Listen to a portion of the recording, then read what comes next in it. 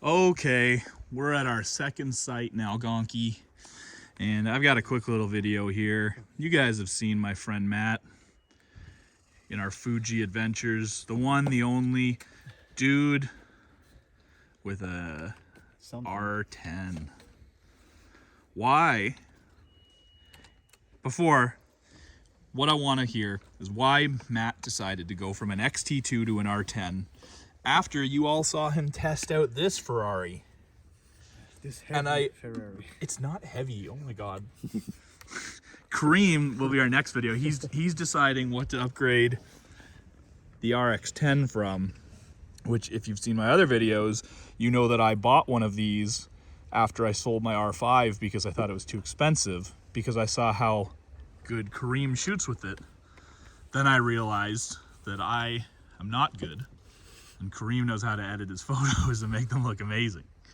And the camera's pretty good too. But he hasn't upgraded yet, and you have. I have. And you have bailed on Fuji. I still own 2 Fujis, more than Mike actually. Are they for sale? They're actually not anymore. Oh. I did sell my drone, which the post was attached to, and I brought. Well, you were never dude with a DJI. That's true. That's true. I was dude with a drone on YouTube when I first started it. Okay. But anyway. Yeah. Canon. Let's see. Pick it up. Let's see. This. Let's see. Okay. Well, let's do it. Oh my God. let's do a size comparison.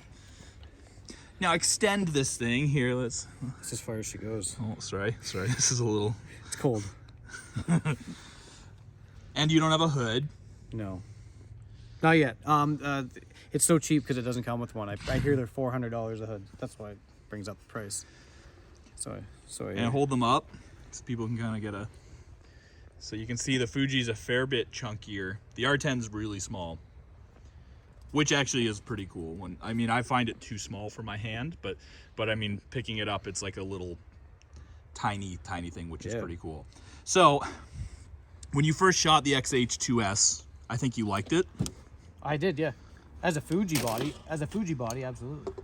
Whoa, what do you mean as a Fuji body? Well, because they didn't have anything that was wildlife fast at the time, so it was like groundbreaking at the time. So you chose not to buy it because why? And where would you say, like, because I've been recommending the R10 to a lot of my viewers who ask if they should buy the X-H2s or whatever. And ultimately I say if you can afford it and you're going to use all of the features and make the camera work the way it's designed, then I think it's really good and I think it's good value. If you're just buying it for a new autofocus system to take still pictures, then I think it's probably pretty expensive to solve that goal. I'd also say, because when I tested your body on that 100-400 and this lens, this lens performed better. Yeah. Overall, so like, if you're gonna get into this body, the 100-400 works great, but this together works better than that would with the 100-400. So we're in Canada, but price, that's probably a bit. If these were both the same price, would you take the R10 over this? Yeah, if they were the same dollar exactly. I think that's a hard question to ask, because I think you'd want them for two different reasons, in my opinion. Okay. In my opinion, because this isn't gonna do what this can do in video. Like, if they're the same price, that's pretty. Is it the more expensive price or the less expensive price? Is this the same as this? Yeah, let's say they're both cheap. Oh, both cheap. Oh, see, this is impossible because this has weather. When I make the recommendation, I say, that's a hard question. Now here, I guess maybe we can get a little bit of a shootout at some point, but I look at the two cameras and think I don't think there's anything the R10 probably does better except be literally a third the price. And I think it does the same when it comes to image. So that's a big thing. Like, if you shoot if you shoot wildlife stills and you want good autofocus, and you say I can spend $2,000 or $6,000 to have the same autofocus on a crop sensor, we've done some tests. They look pretty much. It's not like the X-H2s is a stop better in noise performance. Maybe it's not better at all. They're very, very similar in image quality. Body-wise. So, yeah. Yes, I'm gonna say, hot take.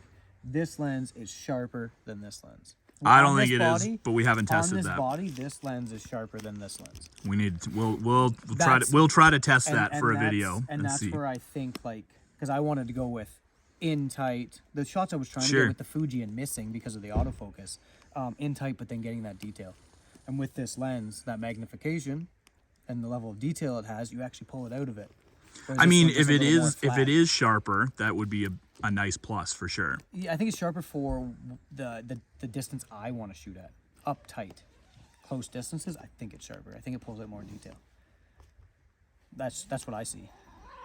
Even if it doesn't, though, Okay. even if it's the same, on par. Okay, say it's on par. it's still, you know, a third the price. Yes. So Yeah, I we mean, have to keep going back to the I've price. declared this to be very sharp. Yeah. I think I was worried this lens wasn't going to be sharp when they made Well, us. the focal length. Is Yeah, I kind of- was like, what if it's just not sharp? And I pre-ordered and it's just like not that good. Yeah. And when I started shooting it, I'm like, oh no, it's really sharp. I'm really happy with it.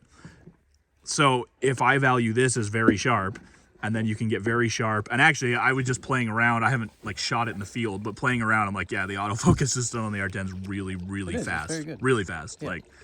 Like yeah, probably they say it's what the R3 system. So I mean, I had the R5 for a long time. I mean, this is really, really fast. I would say, yeah, maybe faster than the Fuji. It's the R3 system, but it doesn't have that low light performance like the R3 would have. So, Right, I mean, right, there's right. a trade-off there. But it's very fast. In the right conditions, it's very tacky, sticky, and it's fast. Reacts pretty good.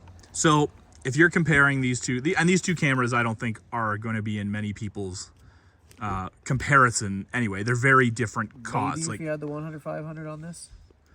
but would you buy a $1,000 body to put a $4,000 lens on it? That seems odd to me. Probably not. No, you'd probably Especially, go with an R6 or something. I at mean, that point. seeing this lens and seeing some of your photos today, I'm gonna go back on record. The RF 100 to 500 is the worst money you can spend on camera equipment. He knows And he did. if you already have it, you should try to refund it for wherever you bought it because it's terrible. I lost it after that lens. I bought it and I don't shoot Canon anymore because it is such a damn joke. Now, slandering 100 to 400s that cost that much money, here's my friend Mark, and we had a discussion, and I feel differently about Mark's Nikon lens because here's the thing, and here's why I think the Canon lens is junk. Not because it's overpriced, but because then they made this for the price of a case of beer, or you can go buy an EF 100 to 400 Mark II for used and just throw that on. So I don't know why anyone, unless you have money to burn, Yeah. a lot of money to burn, why you would buy that when other really good options exist. Now I think you told us a bit about this, but we'll put this together. You traded in or sold your or will sell, whatever, your 200 to 500. Similar focal length, but what's your take on those two lenses comparing? Like why did you think it was worth it to spend this much money on a lens that's essentially the same focal length when you already had something like that? Well, so in a lot of ways, it was actually not the same focal length, effective focal length, because I shoot the 200 to 500 on a crop sensor more okay. often than not. So this was almost filling in that lower end that I found myself using a lot.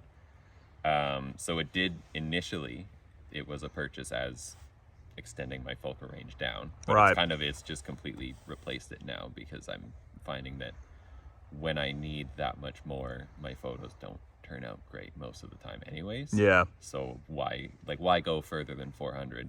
So you're finding this lens like what, way lighter, way sharper, Much way lighter. faster focusing. Yeah. All of the above. Yeah. Yeah. Which I think like that's why I shit on the 100 to 500 from Canon, because it's not, because again I own I'm Canon. yeah, this is Mr. Canon. Dude with the Canon. Yeah. What a loser. I know. I owned the 100 to 400 and shot it with and without the teleconverter for about a year, and then the funny thing, here's a true story, and you can back me up. When I first switched to the R5, I was shooting the Tamron. Yeah. And we ran into a couple of boomers with more gear than skill, which again, if you're one of those, I'm sorry, but Was this keep Carden? it was at Carden. Yeah. Yeah. Keep watching my channel and we'll teach you how to get your photos up to the level of the money you spent on your equipment. You're going to be okay. But anyway, these guys, as they were busy throwing their primes, I had commented that I just got the R5, but wow, the 100 to 500 looks so good. And the guy says, actually, I shouldn't be a dick, because he said I could use it, which was nice of him. Although he was kind of a dick. I think he was kind of a dick, but Well, yes. I don't know. We'll see. Maybe I'm wrong. Maybe I'm misremembering. But anyway, I don't think so. he let me I take don't a wanna few. say anymore, He, might give it away. he let me take a few shots, but it felt to me like it was kind of show off. You like, yeah, I got it. Here, put it on and see what you're missing, as opposed to like being, that's the vibe I got in the moment. But anyway, I put that lens on, and I put the lens on, and I took a picture of a Savannah sparrow, and I'll post it if I have it. I probably don't. But then I took the same picture with my Tamron, and I got home and looked at them, and I'm like, I don't know, the Tamron looks really good. A lot of people hate on the Tamron lens. They're wrong. The Tamron lens is it was very good. Although then Canon made this new super cheap, really good lens. So I think it's invalidated at this point. But before that lens existed, I took my Tamron shot and I compared it against the 100 to 500 shot. And obviously the Canon lens was way lighter, probably focused a little bit faster. But overall, the images that both lenses rendered looked really good to me. And price, yeah. Yeah, and obviously the Tamron was, again, a third the price of this. Now, why did I get rid of the Tamron? It was super heavy, couldn't focus under like 8 feet. Like, I mean, it had lots of downsides. I'm not saying it's a perfect lens, but bang for buck, it satisfied a need. So I think that's the issue with the 100 to 500 is that, like, if you're talking about, a Nikon shooter going from the 200 to 500, that's a big clunky brick with a lot of shortcomings that is affordable. Obviously, it's a great gateway lens for Nikon shooters, but like you can see where like this makes sense. Whereas if something like this exists, the only reason you're not shooting it is because your ego, it's a cell phone on a cell phone camera. The only reason you're not shooting this lens probably is because your ego tells you like it's too cheap to be good. It feels in my hands compared to the all metal build of the Fuji. It feels like a downgrade, and then you shoot it and nothing about it is a downgrade. It's interesting. Yep. So in not summary, that the image quality of the Fuji wasn't good. It just had to be shot differently in a slower pace. your more X-T2. methodical. Yeah. Right. Whereas this is just like go spray Well, on, and like that's what I've been X-H2s, saying yeah. for a long time, and I know you're not using subject tracking, the way I use as much. Right. But like I've long since said, like when I switched to the R5, I thought it was because I wanted to shoot action, and I quickly realized I don't care about like birds in flight, but I do like just like pointing my camera at a bird on a stick and having my camera just focus like automatically, right? Yeah, and I can compose. I don't have to focus and recompose. I can like point somewhere else, and it's still like, oh, you want to focus on that bird, right? And you can like focus on behavior or exactly, positioning, and just move your camera around, and it's still like, oh, hey, here it is. So here's my assumption, like for people who have been asking me for recommendations on gear.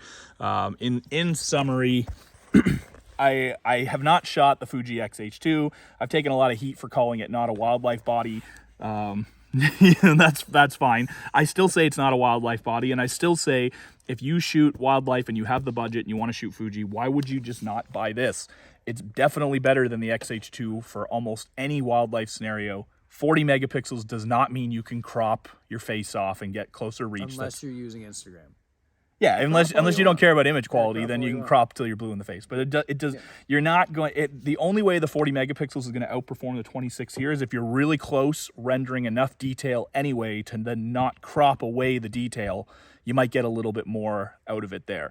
But your trade-off is going to be way slower readout speed, way slower blackouts, slower frames per second, slower autofocus, and probably worse low light performance. We haven't seen it. But if it was better at low light, you'd think that would have been in the marketing materials. They would have trumpeted. They would have trumpeted that. It's not.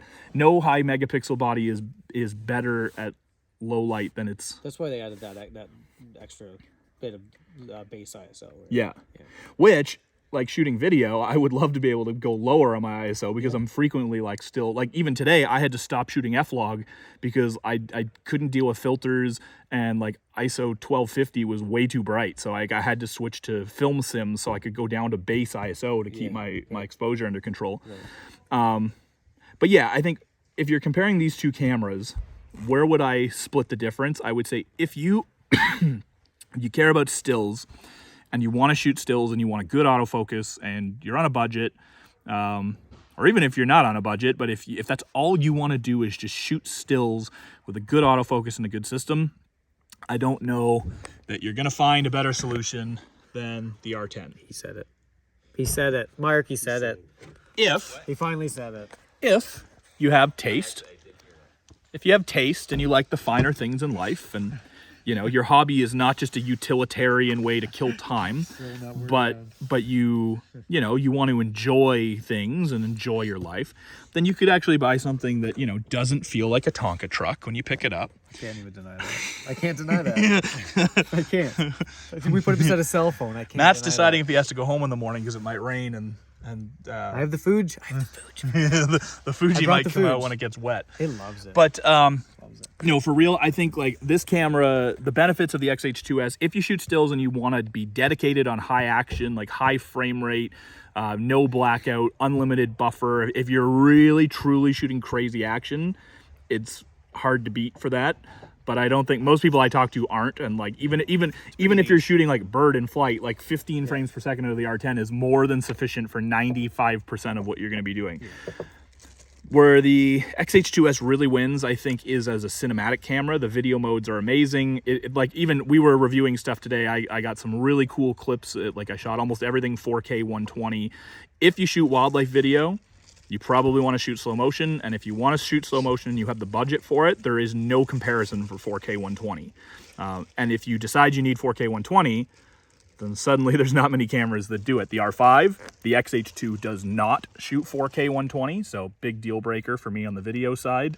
You'd much rather have 4K 120 than like 8K resolution or something like that. So if you're interested in video, X-H2s is a no-brainer because it's something that you're really going to grow into. But as Matt said, I think the one big plus with the R10 is not just the body, it's the lens. Like this lens, I really love. I've had it in really bad weather conditions. The stabilization's great. It's sharp. The internal zoom I really love, but it is bigger. You know, Kareem thinks it's really heavy. It is. It's not. It's It's shooting.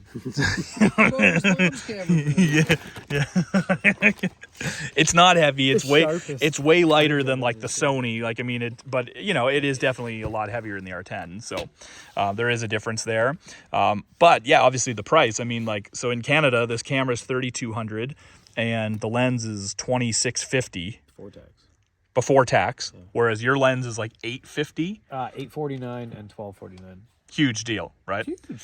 So it's not even if they both had $800 lenses, that you know, then you might say, is the extra $2,000 worth it to step up to the extra horsepower and amenities and video? You probably wouldn't have made that. Yes, No, because I had the 100-400 with Fuji anyway, so all I had to do was buy that body.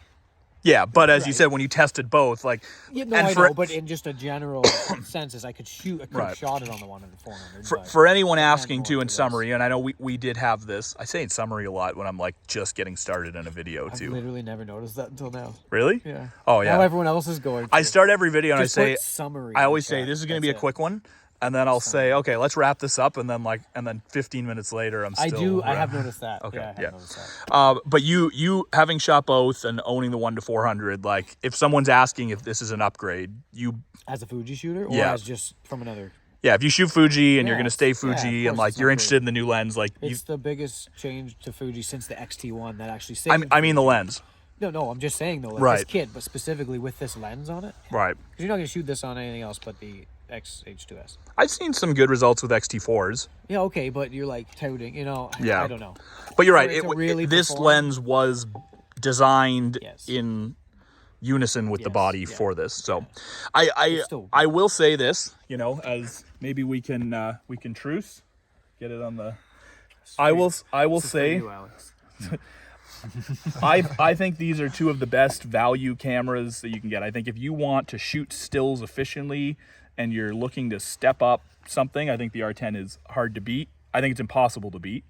If you are interested in video and you're looking for a flagship, as I've said in my like R5 comparison, nothing comes close to the X-H2s. I really think like for the $3,000 camera bracket for hybrids, nothing comes close. Now, you want to start talking about stuff like the Z6 II, and that comes with the sandwich. Peanut butter and jam sandwich. I think the Z6 II is a really amazing camera. It has an amazing sensor for sure. I mean, the low light performance and the images that come out of that camera are amazing.